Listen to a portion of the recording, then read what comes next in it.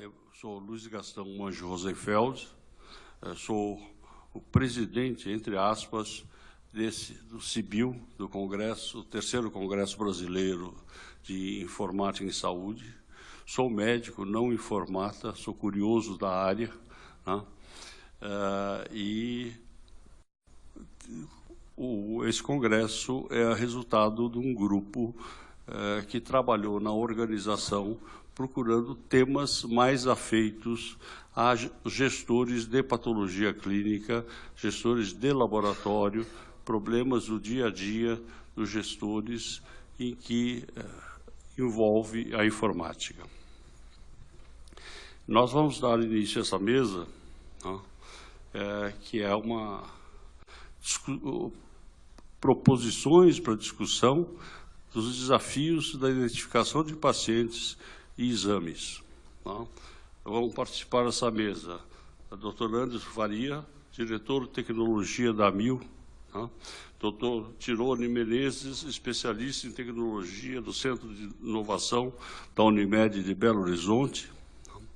E eu, que vou falar menos de informática, mais no problema operacional da identificação dos pacientes. Vou dar início à primeira apresentação e, em seguida, chamarei cada um dos apresentadores. Cada um de nós terá 20 minutos para a sua apresentação e deixamos aí cerca de 15 a 20 minutos para a discussão posterior.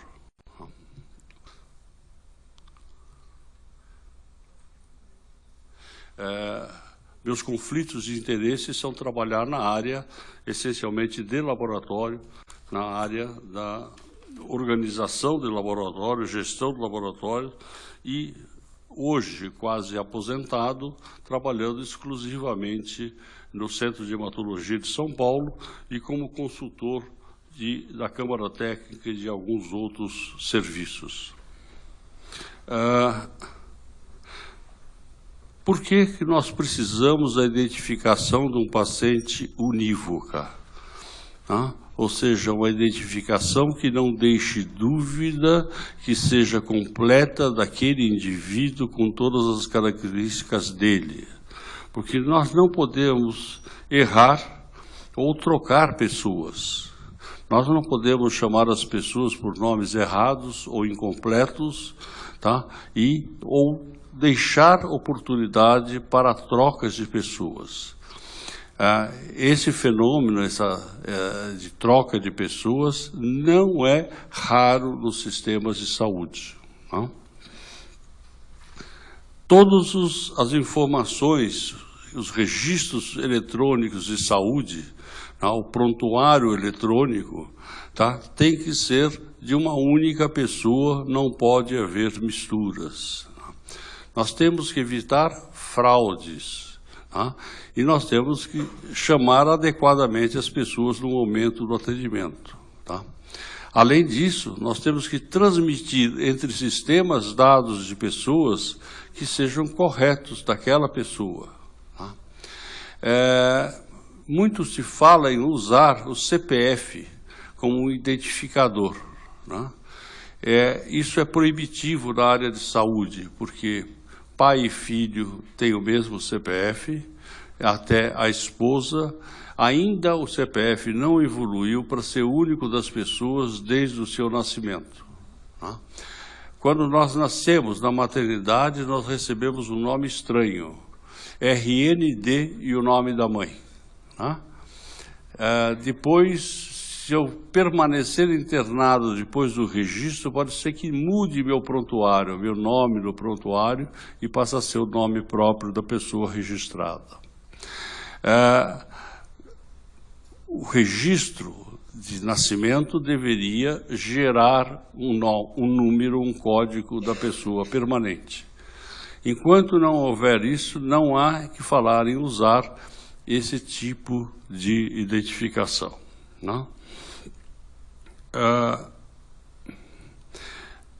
Nós temos vários problemas que nós vamos abordar daqui para frente, exatamente em cima desses itens aqui listados. existem padrões, né? Ou seja, quando tenho que falar entre sistemas, se os sistemas falam a mesma língua, ou seja, se adotam o mesmo padrão, eu consigo facilmente transferir essas identificações. Então, existe um padrão internacional, tá? Chamado HL7, tá?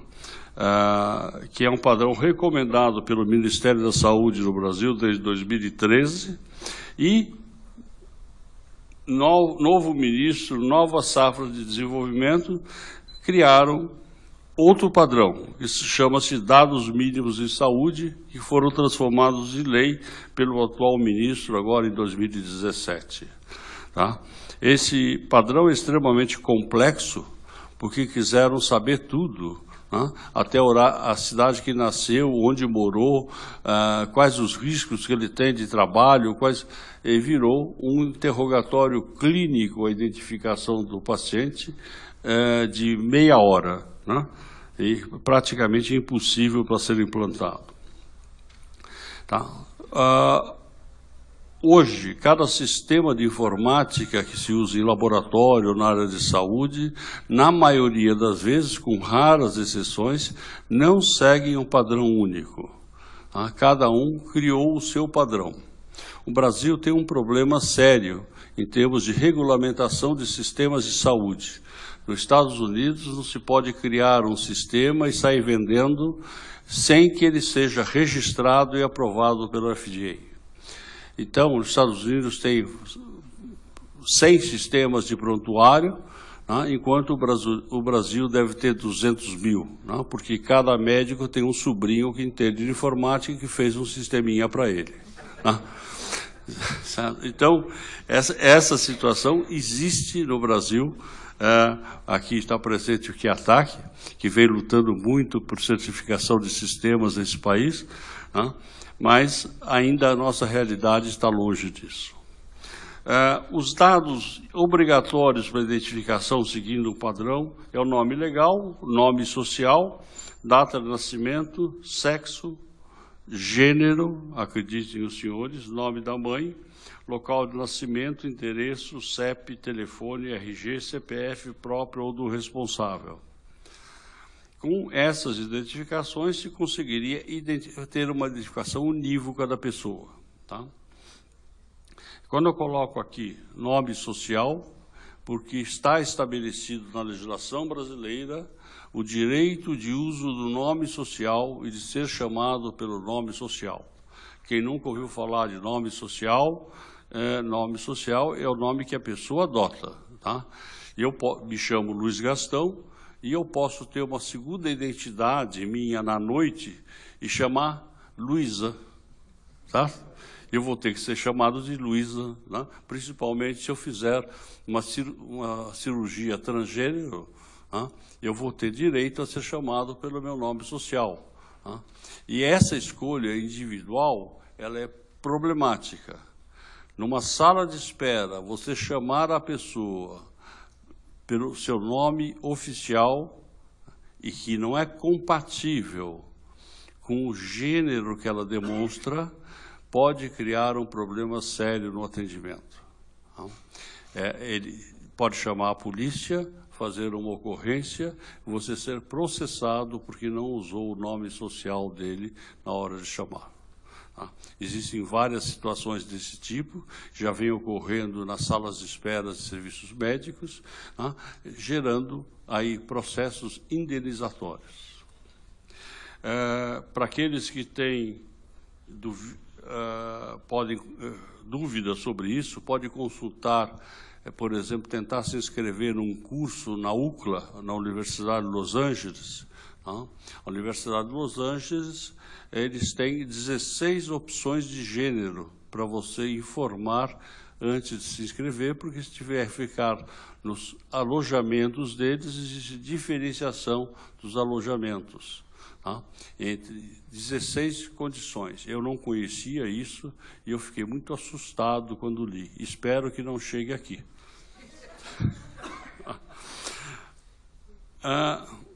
Mecanismos de busca de paciente. Há muitos anos, muitos anos, no Hospital das Clínicas de São Paulo, a Prodesp desenvolveu um programa em COBOL e esse programa adotou uma metodologia de busca de paciente pelo primeiro nome e data de nascimento, que é o único código natural que nós nascemos com ele e temos a vida inteira. As pessoas que nascem no mesmo dia e têm exatamente o mesmo prenome podem vir pelo sistema e, entre esses, você escolher por outro dado secundário de identificação. No cartão SUS, a opção foi o primeiro nome da mãe, que a mãe é fixa, o pai pode ser variável, pode ter o biológico, ter o pai adotivo, ter o pai... Tem várias situações em que se confundem nessa identificação. E o primeiro nome da mãe é permanente, porque as mulheres têm um defeito de casarem e trocarem de nome. Então, e pode casar 1, 2, 3, 4, N vezes trocando de nome cada vez. Tá? Então, o primeiro nome da mãe, ele é permanente também. Tá? Com esse mecanismo de busca, os sistemas agem muito rapidamente e trazem facilmente os homônimos que podem ser investigados por dados secundários. O cartão do DataSUS, quando foi feita a unificação, usou esse mesmo mecanismo e em 3 dias fez a unificação de milhões de cartões que estavam múltiplos em vários lugares usando esse nome, essa metodologia de identificação. A identificação de pacientes pelas operadoras de saúde. Infelizmente, esse capítulo está ocorrendo, e nós vamos ver hoje, separado dos prestadores e separados dos organismos normatizadores do Brasil. Hoje, cada OPS está procurando solucionar o seu problema, porque eles têm que resolver um problema que estava lá no início, que é a chamada fraude. Essa fraude, ela ocorre quando se empresta a carteirinha para outra pessoa e faz procedimentos, exames principalmente, de outra pessoa. E com conluio, muitas vezes, do próprio médico do paciente, porque sai com o nome da outra pessoa o exame, leva para o médico e fala assim, não, já está trocado o nome porque eu fiz no lugar usando o convênio de outra pessoa. E não há a denúncia disso e a aceitação disso pelo sistema. Isso é muito ruim e existem outras fraudes frequentes em laboratórios, que é o indivíduo trocar na hora da coleta, apresentar outra pessoa, por exemplo, com HIV positivo, e eles tendo se registrado no seu nome e ele ser HIV negativo. Quando sai o exame, aí ele faz um belo processo indenizatório usando essa troca. Isso pode ser sanado pelo armazenamento de amostras e identificação de DNA para provar que era de outra pessoa. Mas o interesse de todos é que se evite todas as fraudes em qualquer organização de saúde de troca proposital de pacientes. Os documentos, a carteirinha mais o documento por foto, é o padrão de identificação hoje nos serviços, pelos serviços prestadores de serviço com a carteirinha da OPS. As opções de carteira com identificação biométrica, digital eletrônica, íris, forma da mão e N outros recursos tecnológicos estão aí surgindo em vários modelos experimentais, em vários modelos já implantados em áreas restritas e que podem gerar para frente uma grande confusão. Imaginem-se que o cartão de crédito, se cada operador, cada banco operador tivesse um padrão de leitura e eu tivesse que ter uma maquininha para cada banco. Eu Imagino, na recepção do serviço que eu trabalho, eu deveria ter em torno de 80 maquininhas diferentes, sistemas diferentes para atender, vezes 5 pessoas atendendo, um serviço pequeno, tá? Seriam 80 vezes 5, tá? Seriam 400 maquininhas num balcão com 5 pessoas. Então, eu preciso tomar muito cuidado com o que pode acontecer para frente com essa implantação pelas operadoras, sem padrão da organização que deveria estar coordenando isso, que é a Agência Nacional de Saúde, tá? Não apresentou nenhuma proposta. As novas tecnologias, tá? Pode ser que resolvam todos numa só, mas nós vamos ter provavelmente período de tumulto pela frente nos próximos meses ou anos, né? Tá? Até que se chegue a uma solução universal. Então, o padrão de identificação, os dados do paciente deveriam ser unos, para que fosse unos no prontuário, para permitir a identificação unívoca, né? As tecnologias usadas pelas OPS deveriam ser uma única para todas elas, né? Existe para todas essas aplicações uma dependência de link e internet disponíveis e rápidos, o que não é uma realidade brasileira, tá? Mesmo nas grandes cidades, mesmo, por exemplo, na região da Avenida Paulista, nós tivemos, na troca de operadoras da região, uma diminuição de velocidades que eles queriam implantar a venda de um novo modelo, né? Então, diminuíram a velocidade, tiraram máquinas na Avenida Paulista, em São Paulo, né? Então, eu acho que nós estamos também na dependência da internet, das operadoras, com uma situação um pouco crítica no país, tá? Isso eu já falei sobre as várias máquinas. Então, falar um pouquinho da dificuldade de identificação de exames, não mais de pacientes, tá?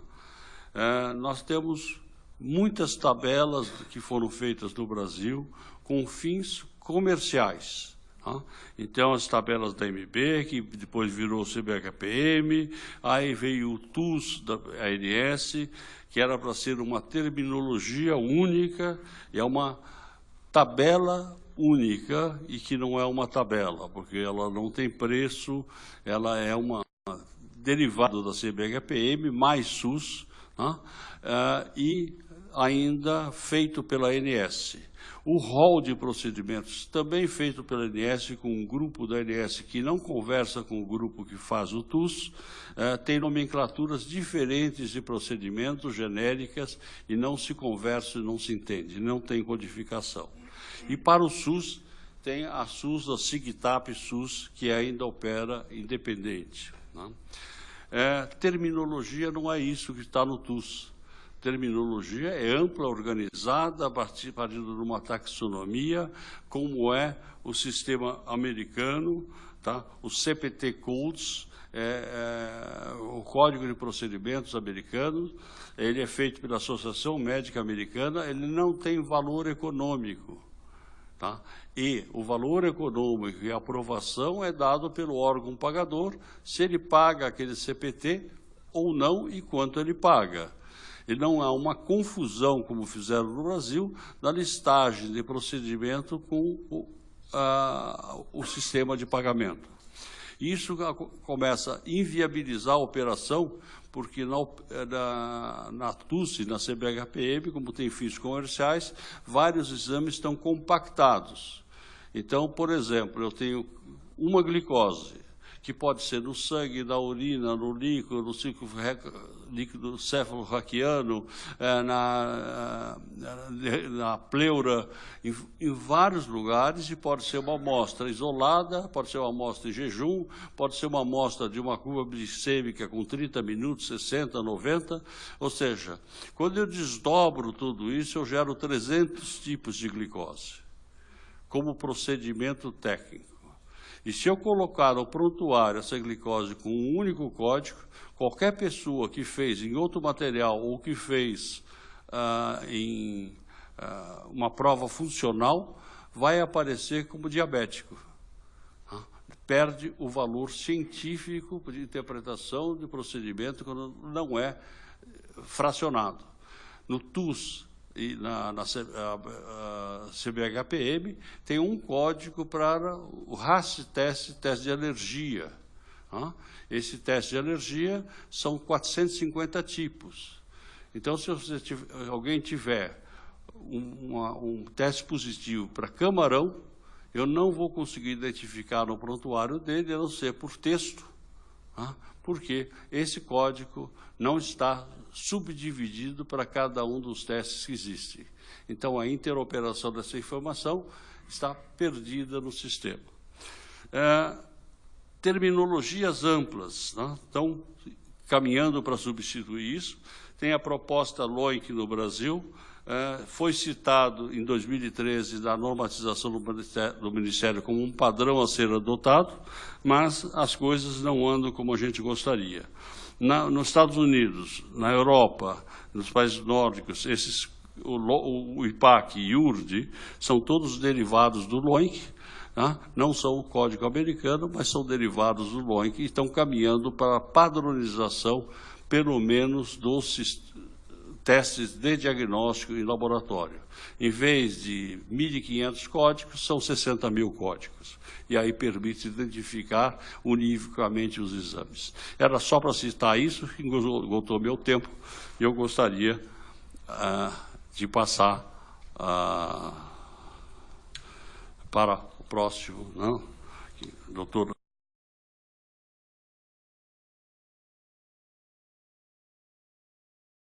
Bom dia a todos.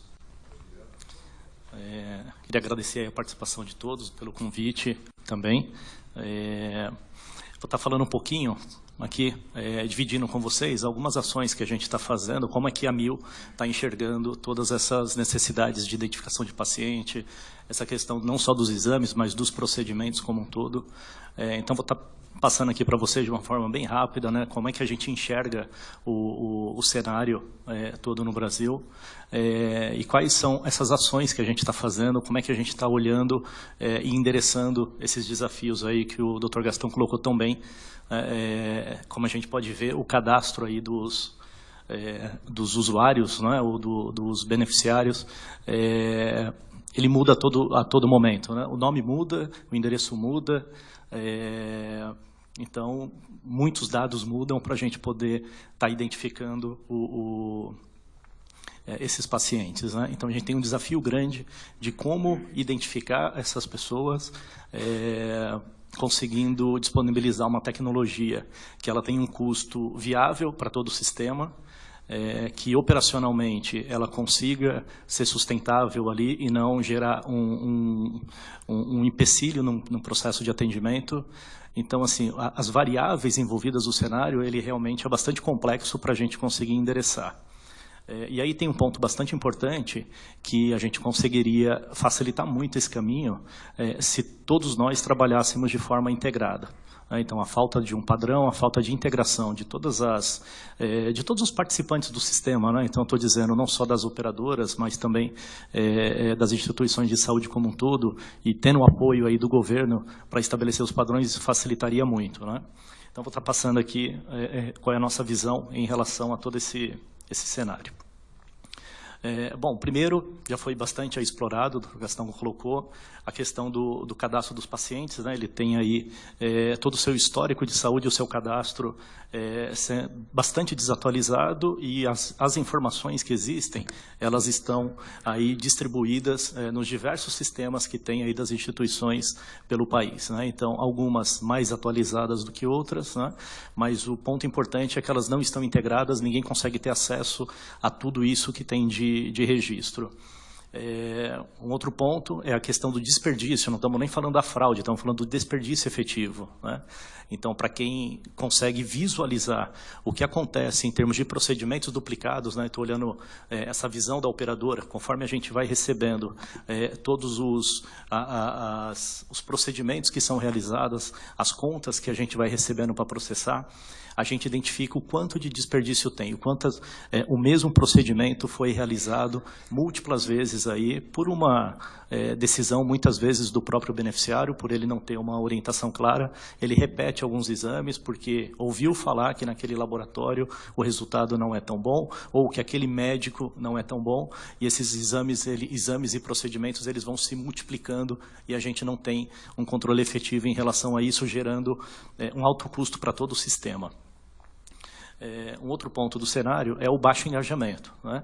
Esses usuários, os beneficiários, né? Ou seja, quem utiliza o serviço, ele não consegue enxergar, muitas vezes, o quanto que o procedimento dele, né? Quando ele não tem um cuidado em relação ao uso do serviço, o quanto que ele está onerando todo o sistema. Então, olhando de novo pela ótica da operadora, a gente vê uma mudança de comportamento bastante, assim, ela é muito diferente. Um beneficiário, né, alguém que tem um plano de saúde com coparticipação, por exemplo, ele tem um cuidado muito maior em relação à execução de procedimentos quando comparado com um beneficiário que tem um plano de saúde que não tem a coparticipação, ou seja, que ele tem apenas o custo da mensalidade e nenhuma outra preocupação. Então, ele executa os procedimentos quantas vezes forem necessários, mesmo que, tecnicamente falando, clinicamente falando, aquilo não fosse necessário. Então, essa falta de engajamento dos usuários no entendimento de como funciona o sistema de saúde, ele também gera aí uma dificuldade muito grande para a gente poder endereçar.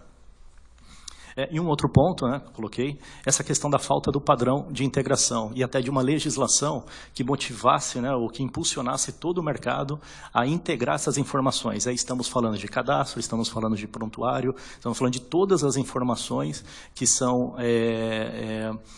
trafegadas no sistema, no processo de atendimento. Então, isso é da forma como a gente aí está mapeando o cenário atual e é o que a gente está trabalhando para endereçar esses pontos aqui.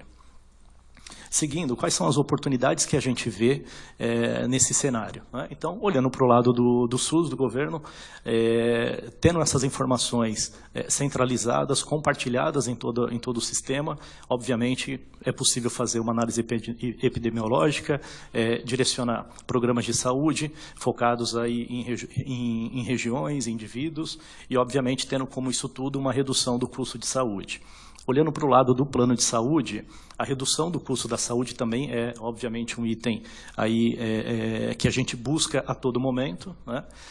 A redução do desperdício, fraude, do abuso, do erro em si que acontece no processo, e também os programas de saúde. Existe uma dificuldade hoje muito grande da gente não só identificar pacientes crônicos, pacientes que requerem um cuidado, uma gestão efetiva da sua saúde e um engajamento dele no processo. Então, a partir do momento que a gente consegue integrar essas informações e ter esse usuário, esse paciente identificado desde o momento da sua entrada, capturando todo o seu histórico de saúde, a gente conseguiria desenhar e direcionar programas de saúde de uma forma muito mais efetiva.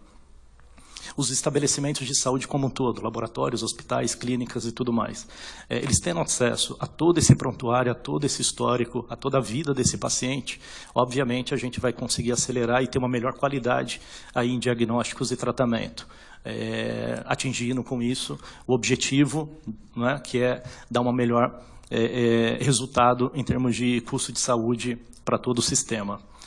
Para o paciente, ele tendo essa consciência do quanto que é importante ele compartilhar as informações do seu prontuário, dele apoiar todo o movimento de identificação em relação à sua saúde, à sua pessoa, ele vai ter aí uma melhor gestão da sua saúde, né? Seja feita pelo governo, seja feito pelas operadoras de plano de saúde, então a gente conseguiria ter um resultado melhor.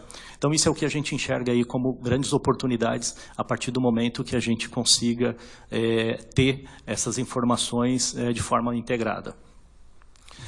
A gente tem alguns exemplos, né, falando um pouco da Mil. Então, nós somos hoje uma operadora com um pouco mais de 6 milhões de beneficiários entre planos médicos e odontológicos. A gente tem uma rede de hospitais e uma rede ambulatorial em que a gente consegue perceber, né, nessa rede, a rede própria nossa, né, a gente consegue ter informação de todo o histórico de saúde, do prontuário. Eu fazendo toda essa integração, a gente consegue ter uma gestão efetiva, identificar e direcionar programas de saúde muito mais efetivos para os nossos beneficiários. Coisa que não acontece para o conjunto de beneficiários que não utiliza a nossa rede, quando eles vão para a rede credenciada, para o mercado, porque nós não temos essa integração estabelecida fora da nossa rede. Aí é que entra o ponto que eu coloquei da integração de todo o sistema de saúde, né? Então, a gente já tem dados efetivos do quanto a gente consegue contribuir com o sistema de saúde com as informações integradas. Temos dados epidemiológicos que, inclusive, já estão sendo utilizados pelo próprio governo, baseado em toda essa rede que a gente tem aí de integração. Então, a gente já tem, ou seja, dados efetivos aí do quanto que traz de benefício se a gente junto conseguir montar um modelo de integração das informações, seja de cadastro desses beneficiários, de identificação desses beneficiários, quanto também o seu histórico de saúde. Essas são as oportunidades, então, que a gente está visualizando. Como que a Mil, então, está endereçando? Quais são? Falar um pouquinho da solução, de como que a gente está trabalhando. A gente entende que, aí falando um pouquinho, o Tairone vai falar daqui a pouco em relação a algumas tecnologias de biometria, por exemplo, né? A gente experimentou essas tecnologias dentro de casa, dentro dessa rede nossa. Experimentamos a questão da biometria facial. Extremamente positiva o uso dela, mas ela não endereçou alguns pontos que é o que a gente procura endereçar com essa solução que a gente começou a entrar em operação agora no último mês. O que a gente está fazendo? Como é que a gente está enxergando essa solução a longo prazo? Aqui nesse slide está colocado, vamos dizer, olhando no aspecto da operadora, os 3 principais aí, stakeholders ou envolvidos na estrutura do sistema de atendimento. Os prestadores, por um lado, os beneficiários, né, os usuários, e a operadora. O que a gente está montando é estruturando uma rede de informação onde a cada atendimento, a cada interação, essas 3 pontas vão ser envolvidas efetivamente no processo, fazendo com que, com isso, essa rede cada vez mais ela seja fortalecida. Hoje, o modelo que a gente tem estabelecido, ele desconsidera a participação do beneficiário no processo. Hoje, basicamente, a relação que existe quando a gente olha para a Mil com o mercado é com a sua rede de prestadores. Então, existe, obviamente, através do TIS, todo um processo de comunicação entre a operadora e os prestadores, e o beneficiário, a gente não tem essa relação direta com ele, né? Lembrando aí que a gente tem hoje um volume de beneficiários, cerca de 60 e poucos % deles são de planos pessoa jurídica, né? Ou seja, planos que estão relacionados a uma empresa. Então, muitas vezes, a gente não tem o dado detalhado desse beneficiário para poder interagir com ele. Então, a gente tem uma necessidade de, através do RH das empresas, fazer esse tipo de interação. A partir do momento que a gente tiver com essa rede completamente estabelecida, eu passo a ter uma comunicação direta com o beneficiário. Como que a gente está inserindo ele nessa rede? Para quem tem acompanhado, a gente instituiu um modelo de uso de token,